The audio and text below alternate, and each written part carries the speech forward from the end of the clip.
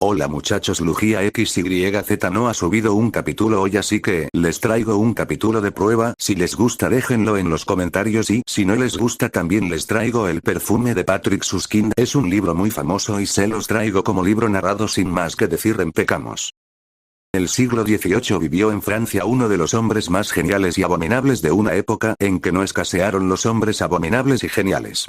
Aquí relataremos su historia. Se llamaba Jean-Baptiste Grenouille y si su nombre, a diferencia del de otros monstruos geniales como de Sade, Saint-Just, Fouché, Napoleón, etc., ha caído en el olvido, no se debe en modo alguno a que Grenouille fuera a la zaga de estos hombres célebres y tenebrosos en altanería, desprecio por sus semejantes, inmoralidad, en una palabra, impiedad, sino a que su genio y su única ambición se limitaban a un terreno que no deja huellas en la historia, al efímero mundo de los olores. En la época que nos ocupa reinaba en las ciudades un hedor apenas concebible para el hombre moderno.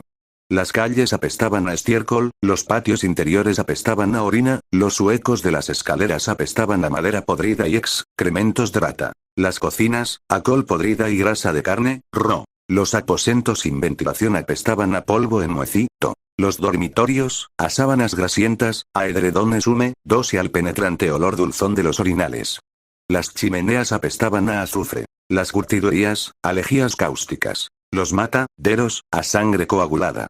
Hombres y mujeres apestaban a sudor y a ropa sucia. En sus bocas apestaban los dientes infectados, los alientos olían a cebolla y los cuerpos, cuando ya no eran jóvenes, a queso rancio, a leche agria y a tumores malignos. Apestaban los ríos, apestaban las plazas, apestaban las iglesias y el hedor se respiraba por igual bajo los puentes y en los palacios.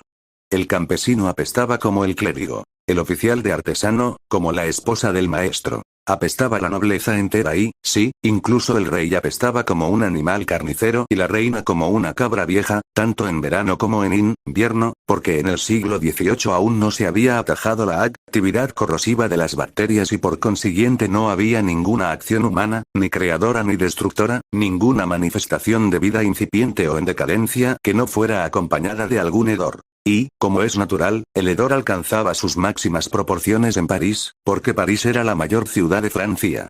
Y dentro de París había un lugar donde el hedor se convertía en infernal, entre la Rue Aux Fers y la Rue de la Ferronnerie, o sea, el Cimetière des Innocents.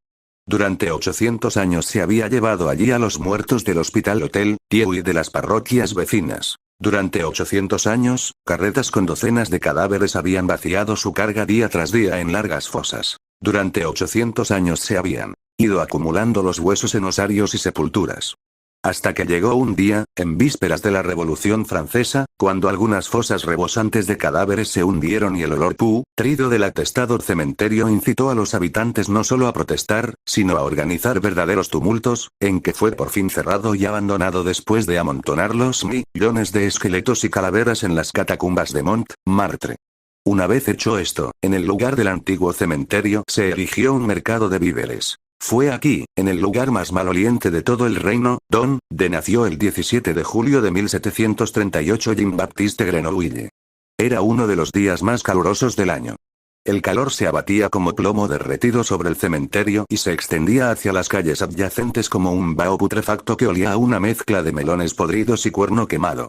Cuando se iniciaron los dolores del parto, la madre de Grenouille se encontraba en un puesto de pescado de la Rue Aux Fers mando albures que había destripado previamente. Los pescados, seguramente sacados del Sena aquella misma mañana, el hedor de los cadáveres, apestaban ya hasta el punto superar veres. Sin embargo, la madre de Grenouille no percibía el olor a pescado podrido o a cadáver porque su sentido del olfato estaba totalmente embotado y además le dolía todo el cuerpo y el dolor disminuía su sensibilidad a cualquier percepción sensorial externa. Solo quería que los dolores cesaran, acabar lo más rápidamente posible con el repugnante parto. Era el quinto. Todos los había tenido en el puesto de pescado y las 5 criaturas habían nacido muertas o medio muertas, porque su carne sanguinolenta se distinguía apenas de las tripas de pescado que cubrían el suelo y no sobrevivían mucho rato entre ellas y por la noche todo era recogido con una pala y llevado en carreta al cementerio o al río.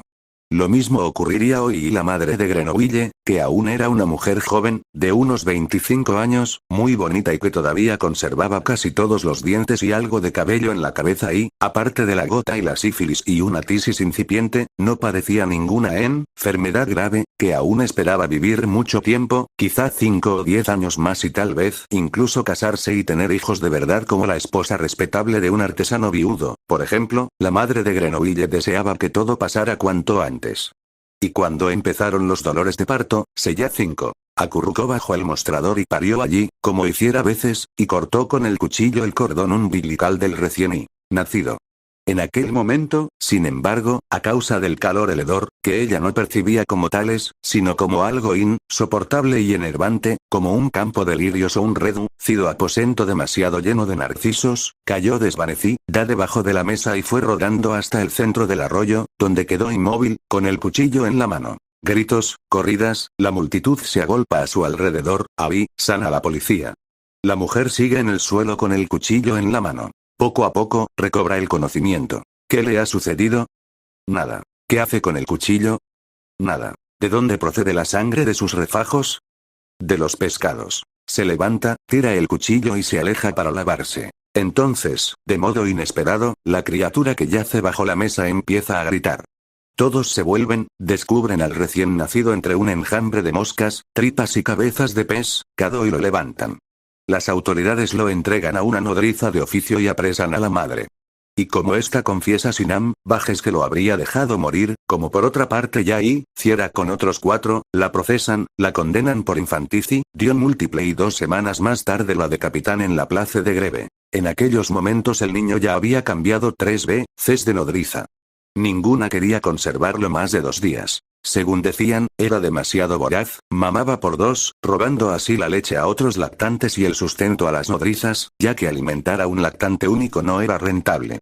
El oficial de policía competente, un tal Lafose, se cansó pronto del asunto y decidió enviar al niño a la central de expósitos y huérfanos de la lejana Ruesain-Tantoine, desde donde el transporte era efectuado por mozos mediante canastas de rafía en las que por motivos racionales hacinaban hasta 4 lactantes, y como la tasa de mortalidad en el camino era extraordinariamente elevada, por lo que se ordenó a los mozos que solo se llevarán a los lactantes bautizados y entre estos, únicamente a aquellos provistos del correspondiente permiso de transporte, que debía estampillarse en Rouen, y como el niño Grenoble no estaba bautizado ni poseía tampoco un nombre que pudiera escribirse en la autorización, como, por añadidura, no era competencia de la policía poner en las puertas de la inclusa a una criatura anónima sin el cumplimiento de las debidas formalidades, por una serie de dificultades de índole burocrática y administrativa que parecían concurrir en el caso de aquel niño determinado y porque, por otra parte de policía Lafose se retractó de su decisión inicial y ordenó entregar al niño a una institución religiosa, previa exigencia de un recibo, para que allí lo bautizaran y decidieran sobre su destino ulterior.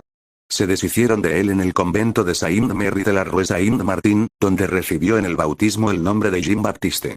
Y como el prior estaba aquellos días de muy buen humor y sus fondos para beneficencia aún no se habían agotado, en vez de enviar al niño a Rouen, decidió criarlo a expensas del convento y con este fin lo hizo entregar a una nodriza llamada Jeanne Bussier, que vivía en la Rue Saint-Denis y a la cual se acordó pagar 3 francos semanales por sus cuidados.